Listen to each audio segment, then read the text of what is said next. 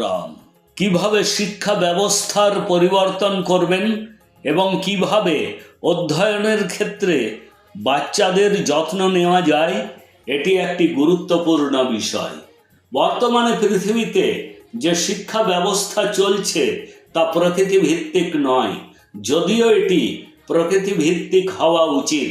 এছাড়াও একটি ম্যানমেড শিক্ষাও প্রয়োজনীয়, যাতে যে শিশুরা ডাক্তার, প্রকৌশলী বা অন্য কিছু হতে চায় তারা সেই দিকে অধ্যয়ন করতে পারে। তবে এই পুরো সিস্টেমের প্রাথমিক ভিত্তি প্রকৃতি হওয়া উচিত।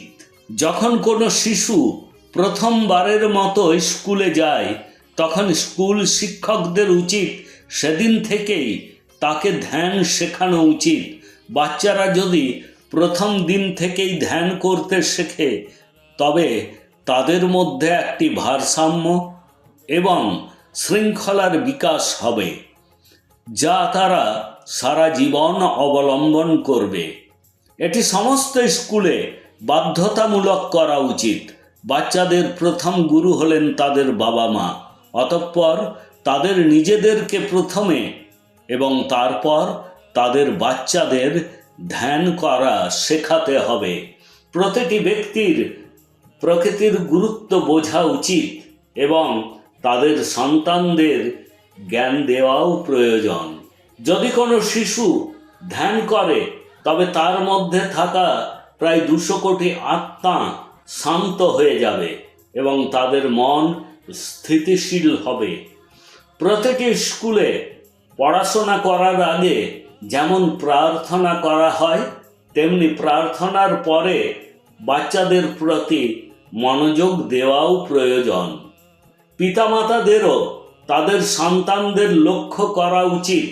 যেমন ক্ষুধার্ত শিশু মায়ের নিয়ন্ত্রণে আসে না, একইভাবে 200 কোটির অধিক আত্মা ততক্ষণ পর্যন্ত নিয়ন্ত্রণে আসে না যতক্ষণ না ধ্যান করে তাদেরকে নিয়ন্ত্রণে না নিয়ে আসা হয়।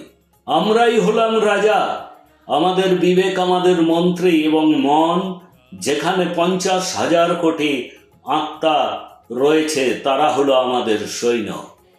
যদি এগুলি নিয়ন্ত্রণে না থাকে, তবে তারা আমাদের বিরুদ্ধে হয়ে যাবে। সুতরাং প্রথমে আপনার বিবেকের কথা শুনুন এবং ধ্যান করুন। যার মধ্যে 50,000 কোটি আত্মা রয়েছে, সেগুলিই হলো বিবেক, মন, চেতনা, হৃদয়। যদি এই সমস্ত কিছু সুস্থ থাকে, তবে মানুষও সুস্থ থাকবে। শিক্ষকদের প্রতিটি শিশুকে তাদের নিজস্ব শিশু হিসাবে বুঝতে হবে এবং তাদের যত্ন নেওয়া উচিত। বাচ্চাদের পরিবারকে প্রকৃতির গুরুত্ব সম্পর্কে অবহিত করা উচিত। বাচ্চাদেরকে বিনামূল্যে শিক্ষা দেওয়া উচিত, যাতে প্রতিটি শিশু লেখাপড়া করতে পারে। তাদেরকে বর্ণবাদ, জাতিবাদ থেকে দূরে রাখা উচিত। সরকার যদি শিক্ষাকে সম্পূর্ণ বিনামূল্যে করে, তবে কোনো সন্তানের শিক্ষা গ্রহণে সমস্যা হবে না। বিদ্যালয়গুলিতে ধ্যান করা বাধ্যতামূলক করা উচিত। আপনি যদি আপনার সন্তানকে ধ্যান করতে শেখান, তবে অন্যান্য শিশু এবং আশেপাশের মানুষও তাকে দেখে ধ্যান করতে শিখবে। ধ্যান করলে ক্ষুধা কম অনুভব হয়, এতে কোনো অর্থ ব্যয় নেই। তাই প্রত্যেককেই অবশ্যই ধ্যান করা উচিত।